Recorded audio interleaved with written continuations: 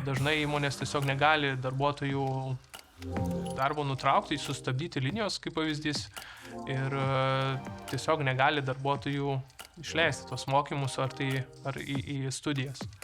Tai yra viena iš didelių problemų, tačiau mokantis nuotoliniu būdu, tai galima išspręsti.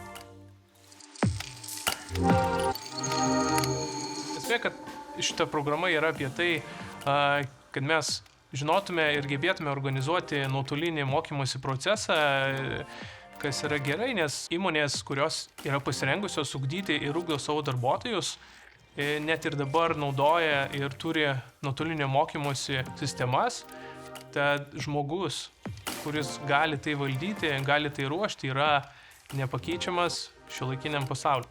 Studijų programa ne tik moko naudotis informacinėmis technologijomis, bet taip pat ir jas jungti į visumą, panaudojant nuotolinio mokymosi procesui organizuoti.